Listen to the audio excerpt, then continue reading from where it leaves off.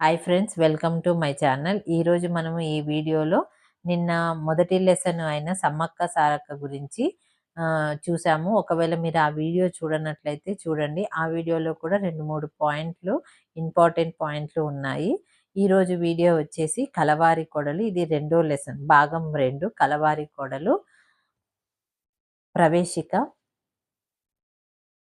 ప్రవేశిక. కలవారి కొడలు జానపద గేయాన్ని నల్గొండ జిల్లా భువనగిరి తాలూకాలోని నాగిరెడ్డిపల్లి గ్రామంలో శ్రీమతి మనమ్మ బతుకమ్మ పండగ సందర్భంలో పాడినారంట. ఎవరు? శ్రీమతి మనమ్మ బతుకమ్మ పండగ సందర్భంలో పాడినారు. సాహిత్యము లిఖిత సాహిత్యము, మౌఖిక సాహిత్యము అని రెండు విధాలు. జానపద సాహిత్యము అక్షర రూపంలో కాకుండా నోటి మాట, పాట రూపంలో ఒకరి నుండి మరొకరికి, ఒక తరం నుండి మరొక తరానికి ప్రచారం చెందుతుంది. జానపదులు తమ భావాలని, అనుభవాలని, ఆచార్య సాంప్రదాయాలని, సుఖదుఖాలను వ్యక్తం చేసుకోవడానికి అశ్రువుగా పాటలు పాడుతుంటారు. అందుకే వీరి పాటల్లో జానపదుల జీవిత విధానాలు, మనస్తత్వాలు ప్రతిబింబిస్తూ ఉంటాయి. అంతేకాక జానపదులకు తమ భావ వ్యక్తీకరణపై దృష్టి ఉంటుంది. కానీ పాటల్లో తమ పేరును చెప్పుకోవాలనే ధ్యాస వారికి ఉండనందువల్ల పాటల రచయిత పేర్లు గురించి కానీ, కాలం గురించి కానీ మనకి తెలియదు. జానపద గేయాలు ఒకరి నుండి మరొకరికి మౌఖిక ప్రచారం కావడం వల్ల వీటికి నియత స్వరూపం ఉండదు. పాటల్లో కొన్ని చరణాలు పెరుగుతుంటాయి, కొన్ని తరుగుతూ ఉంటాయి. మూల్యాంశం ఒక్కటే అయినా పాటకు అనేక పదాంతరాలు ఏర్పడుతుంటాయి. జానపద గేయాల్లో కొన్ని పదాలు పల్లవులు, చరణాలు మాటి మాటికి పునరావృతం అవుతూ ఉంటాయి. ఈ పునరావృతుల వల్ల గాయకులు, శ్రోతలు పాటను గుర్తుంచుకోవడానికి వీలవుతుంది. నిరక్షరాస్యులైన జానపదులు గేయాలను కాబట్టి వీటిలో పాండిత్యం ఉండదు, కఠిన పదాలు ఉండవు. సులభ శైలిలో అందరికీ అర్థమయ్యే రీతిలో ఉంటాయి. మాండలిక పదాలు, యాస పాటల్లో ప్రాంతాలను బట్టి ఏర్పడుతూ ఉంటాయి. జానపద గేయ సాహిత్యానికి శ్రామిక గేయాలు, బాల గేయాలు, ఆచార్య సంబంధ గేయాలు, కుటుంబిక గేయాలు, పారమార్థక గేయాలు, దేవత సంబంధ గేయాలు అని విభజించవచ్చు. జానపద గేయ సాహిత్యాన్ని ఎలా విభజించవచ్చు? శ్రామిక గేయాలు, బాల గేయాలు, ఆచార్య సంబంధ గేయాలు, కుటుంబిక గేయాలు, మార్ధ గేయాలు, దేవతా సంబంధ గేయాలు అని విభజించవచ్చు. ప్రస్తుత పాఠ్య భాగం కలవారి కొడలు కుటుంబిక గేయ శాఖ.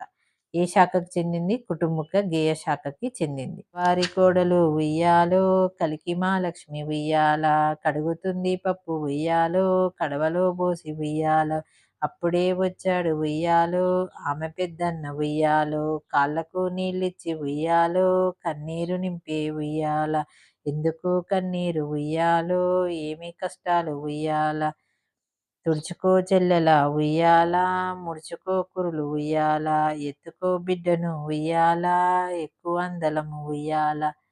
ఇలా పాట రూపంలో చెప్పారండి. ఇక్కడ వచ్చేసి కఠిన శబ్దాలు.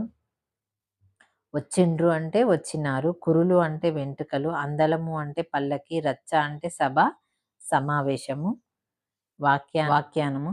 సమిష్టి కుటుంబ వ్యవస్థ భారతీయ సంస్కృతి విశిష్టత. కుటుంబంలో వ్యక్తుల మధ్య ఉండే సంబంధాలను, కుటుంబ సభ్యుల బాధ్యత, ప్రవర్తన రీతులను వివరించేది కుటుంబిక గేయం. కలవారి కోడలు. కలవారి కోడలు అనేది కుటుంబ గేయానికి సంబంధించింది. కలవారి కోడలు కామాక్షి అత్తింటి నుండి పుట్టింటికి తీసుకుపోవడానికి ఆమె అన్నలు వస్తారు. కడవలో పప్పు కడుగుతున్న కామాక్షి అన్నలను చూడగానే కన్నీరు పెట్టుకుంది. ఆమె కన్నీరు పుట్టింటి పైన పడతికుండే ప్రేమానురాగాలకి ప్రతీక. ఇంటికి అతిథులు వచ్చినప్పుడు మొదట కాళ్ళకు నీళ్ళివ్వడం జానపదుల సాంప్రదాయం. కామాక్షి కూడా అన్నలకు నీళ్ళిస్తుంది. వారు చెల్లెలు కన్నీరుని చూసి ఆమె అంతరంగంలోని ఆవేదన అర్థం చేసుకొని సొమ్ములు పెట్టుకొని పట్టుచీర కట్టుకొని అత్తమామల అనుమతి తీసుకొని పుట్టింటికి బయలుదేరమంటారు.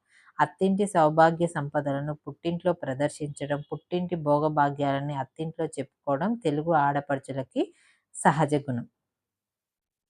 అన్నలు ఆదేశానుసారంగా కోడలు ఇంటికి పెత్తనం వహించే కుర్చీ పీట మీద కూర్చున్న అత్తను పుట్టింటికి వెళ్ళడానికి అనుమతివ్వమని అడుగుతుంది.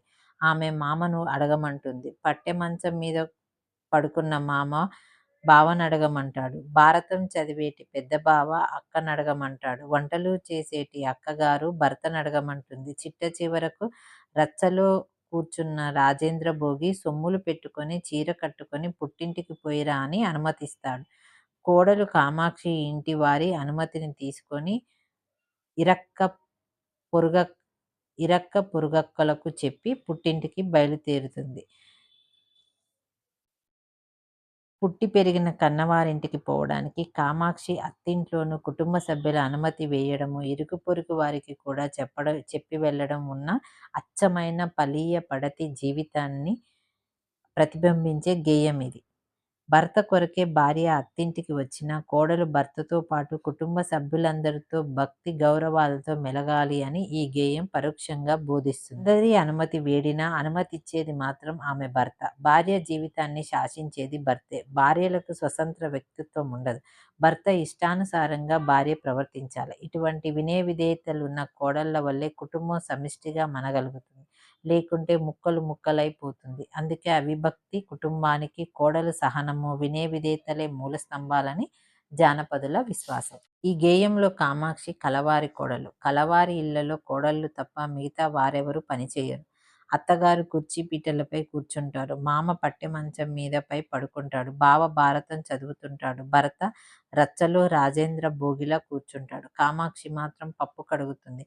ఆమె తోటి కోడలు వంటలు చేస్తుంటుంది. పల్లెల్లో ఒక్కొక్క వీధిలో వారందరూ ఒకే కుటుంబంగా సఖ్యతతో ఉంటారు. ఎవరింట్లో ఏది జరిగినా, ఎవరు ఎక్కడ వెళ్ళినా వీధి అంతా తెలియచెప్తారు. కోడలు కామాక్షి కూడా ఇరుగు పొరుగు వారి పుట్టింటికి వెళ్తున్నానని చెప్పడం పల్లెటూరులో ఇరుగు పొరుగుల సఖ్యత ఒక నిదర్శనం. పల్లెల్లో కూడా అన్ని కుటుంబాల్లో కోడళ్ళు కామాక్షి మాదిరి వినయ విధేయతలతో ఉండరు.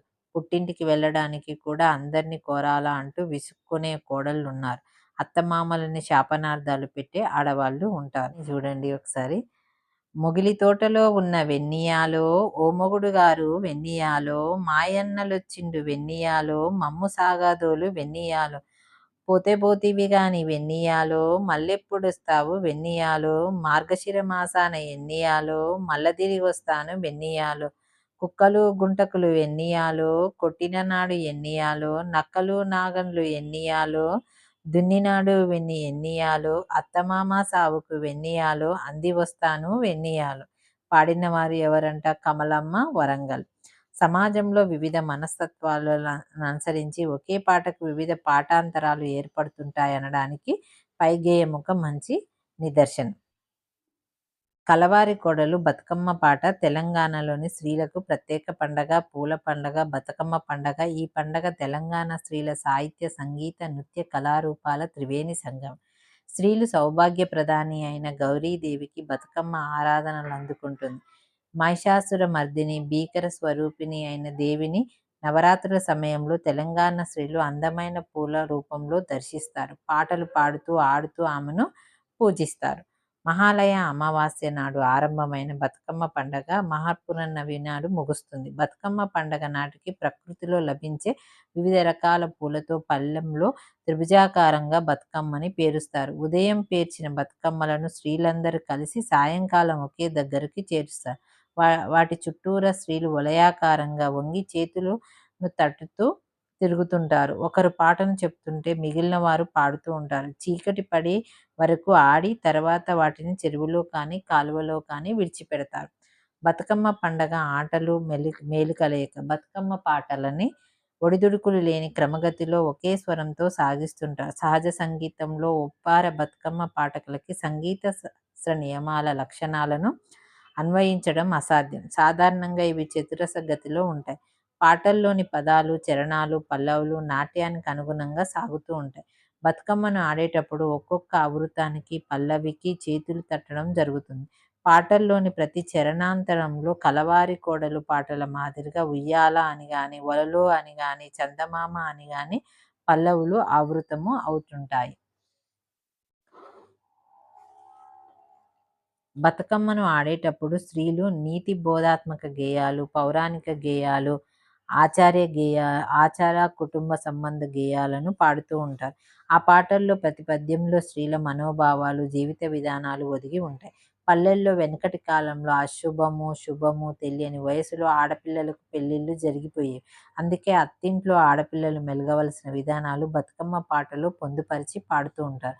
ఉత్సవ సందర్భంలో ఉల్లాసంగా ఉన్న బాలికలకు పాటల రూపంలో కుటుంబ వ్యవస్థ గురించి, ఆడపిల్లల బాధ్యతల గురించి బోధిస్తూ వారి మనసులో ముద్ర వేసుకుంటాయి. జానపద స్త్రీల విశ్వాసము, కలవారి కోడల పాటలు కామాక్షి సమిష్ట కుటుంబంలోని కోడలకు ఒక నిదర్శనం.